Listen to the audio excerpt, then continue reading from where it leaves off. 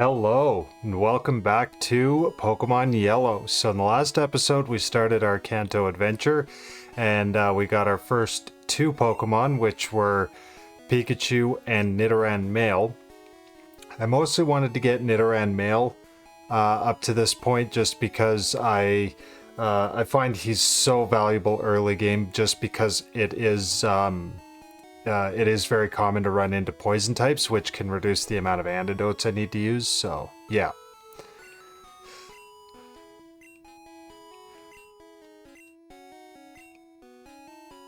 Okay, yeah, and what we have here is this old man.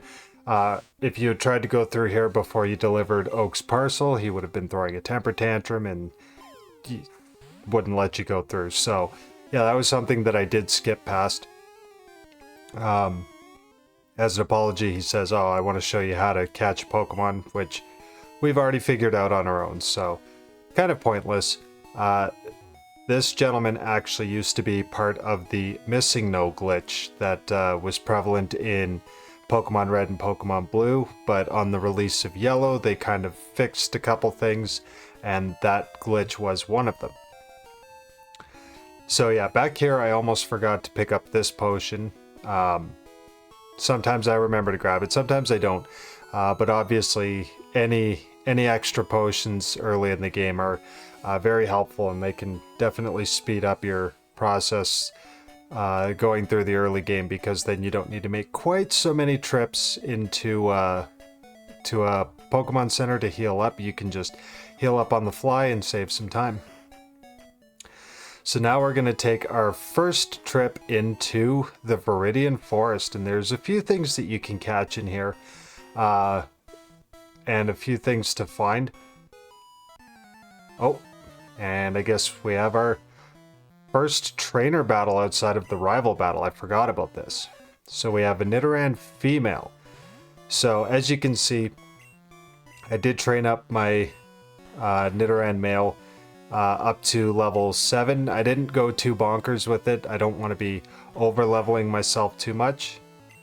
Okay. So we're gonna do this. Oh, gonna get into this battle, are we? So one thing I ignored as a kid a lot were status moves, because I didn't realize how powerful they actually were. So now that I have the defense -3 and attack -1, this should go a little bit quicker. But yeah, as a kid, if it didn't do damage, I ignored it. And as I grew up and went through more games and got back into Pokemon with Pokemon Violet, I definitely saw more value out of the status moves, and realized that, yeah, you definitely want to have those around. So we hit level 8 and learned Horn Attack, which is basically just a stronger tackle, but important nonetheless. We are going to swap over to Pikachu. And there we go. There's the Leer I was expecting. And Pikachu knows Growl and Tail Whip, which can be helpful, but again, with Pikachu basically using mostly special attacks, it's not as helpful. So, yeah, one thing also I wanted to point out there is, if you notice, I did point out that I was moving the battle style to set. So if you noticed, it didn't ask me if I wanted to switch my Pokemon when the opponent sent out a new Pokemon, and that's what's going to happen. And I find that's just one of the quicker ways in this game to make it just a tad more difficult. But yeah, it definitely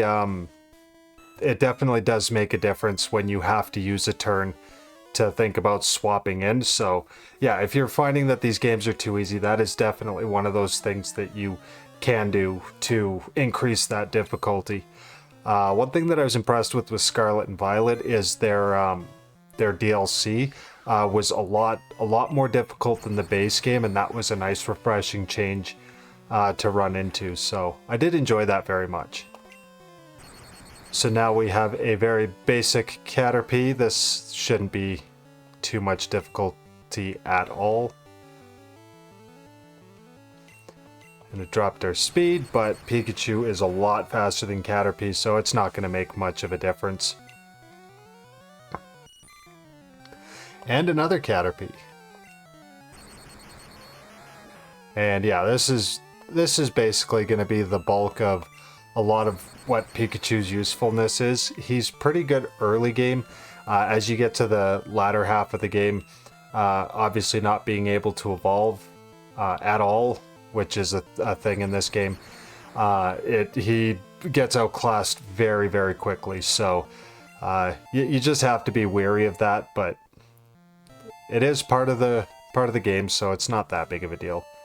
And Pikachu learned Thunder Wave. So what I'm gonna do is I'm actually gonna wind up doing a cutout from here. I am going to be looking for another member of our team. It's a temporary member, but can be helpful with the first gym. So if when I do get to that battle, then I will cut back in.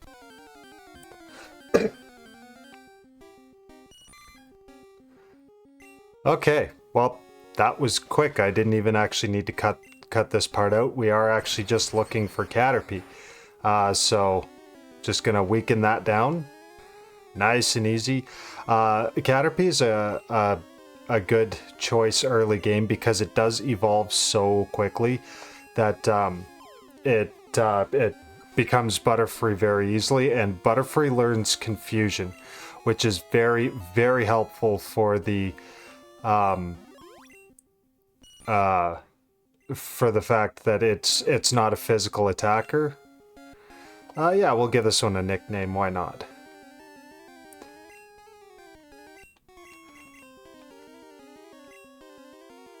And I'll name it Flutterby. And that's a pun on something my dad used to say. He used to ask, why do they call them butterflies and not flutterbys? Because they flutter by. Ha ha ha. You know, he's primed for dad jokes, so those are always great. But I'm going to cut out here, and when I cut back in, it will be as I come back in, and we'll show off our where we're at once we are ready to continue on. Wow, words are not working for me today, apparently.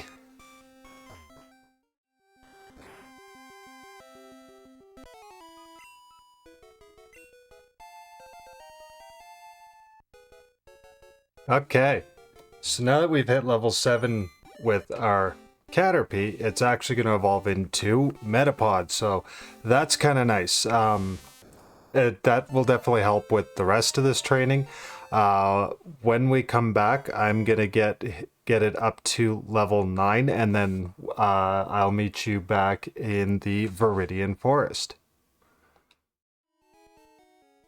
Alrighty, so we are back in the Viridian Forest. So as you can see, all of our Pokemon are level 9 now. That's right about where you want them to be at this point. That might be a tad over leveled, but that's fine because it won't take long for that to balance off. And like I said, Metapod's not going to be a permanent member of our team, just something that's going to help out with the current time. So yeah, I wouldn't worry too much about that. And yeah. Oh, geez. Yeah, this might become a very uninteresting battle. Oh yeah, nope. So, obviously the easy thing to do here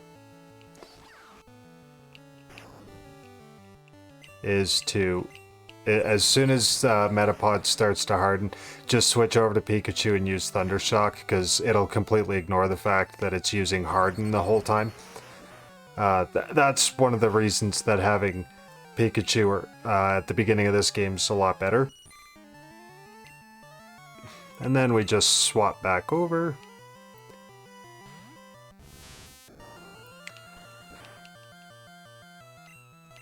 Yeah, you're gonna have to hit a little bit harder than that. So the the unfortunate thing is with the way these go, especially as you're trying to get Butterfree, the battles can slow down and get a tad uninteresting, but it's a very short grind. And once the game starts getting going, I find that it's less of an issue. Right up till you get to mid game, and then you gotta grind a bit because the level curvature in this game is absolutely bonkers for whatever reason. I'm not sure why they would have done things the way they did, but I mean, it is what it is. It's not the end of the world. I find actually that it's worse in later iterations of the games, like Gold, Silver, and Crystal come to mind. That leveling is just so all over the place.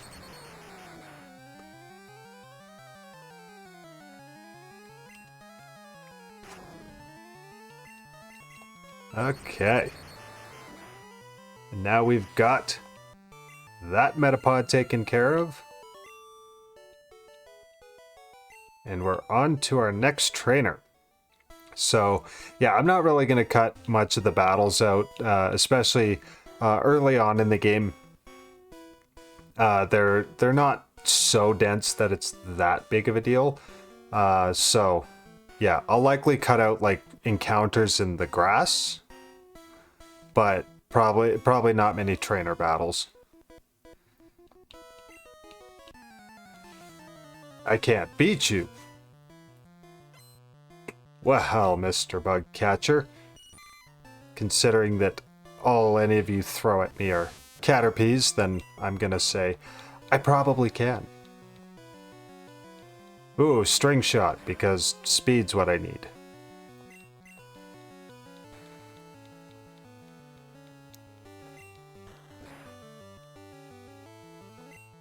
A couple critical hits wouldn't hurt either.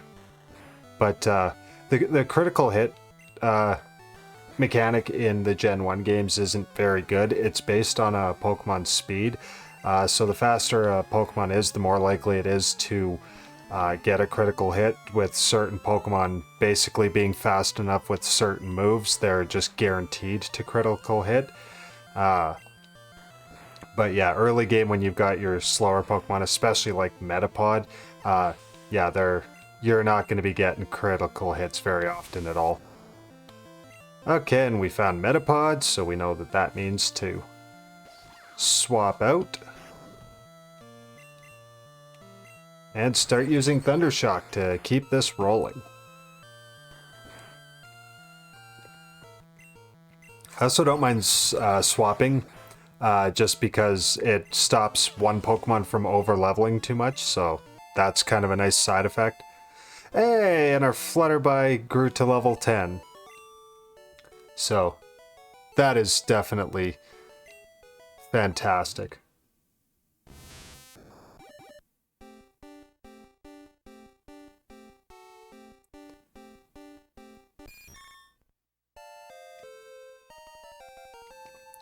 Fantastic. So now we have Butterfree, and it has learned Confusion. So that's the whole reason why I wanted to get Butterfree.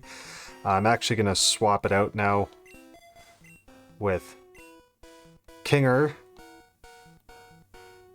And, oh, no encounters. Fantastic. Oh, I want to say I skipped past something.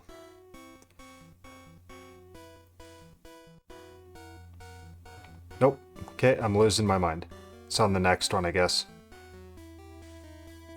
Keep on rolling through.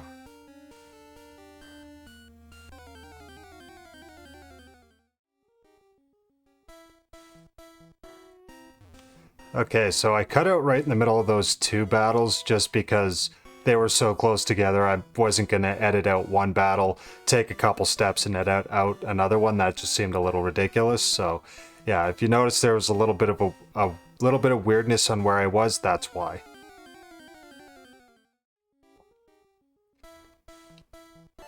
So, a lot of people don't know this, but right in front of this trainer, there's a freebie potion that you're more than welcome to take. So yeah, there's potions like all over the place in the early game, and I always recommend just pick them up. You have nothing to lose and everything to gain. So, oh, now we've got Caterpie. It's a level 10, and it's not a Butterfree. That makes no sense. Oh, that was definitely not what I wanted to do.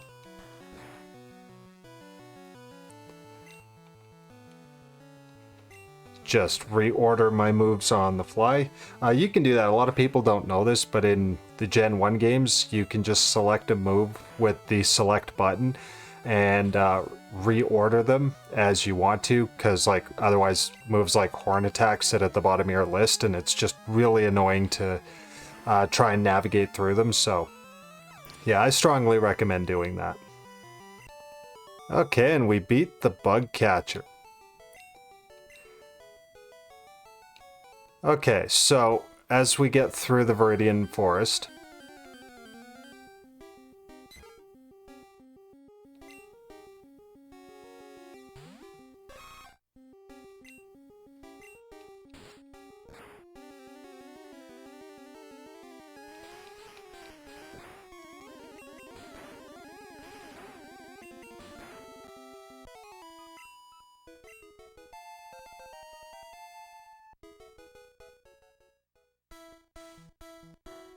so we made our way through the Viridian Forest, and when I actually, you know what? I'm guessing that this episode's going to be a touch long anyway, so we're going to cut out here, and when we come back in the next episode, we'll actually be coming out from the south end of the Viridian Forest, because we're going to backtrack for an optional battle that some people, I think most people know about, but some people may not. So yeah, that's where we're going to end things off here. Thank you so much for checking out the video. If you did like it, don't forget to drop a like. If you really liked it and want to see the series as it comes out, don't forget to subscribe on your way over to your next video. And until the next one, thank you and all the best.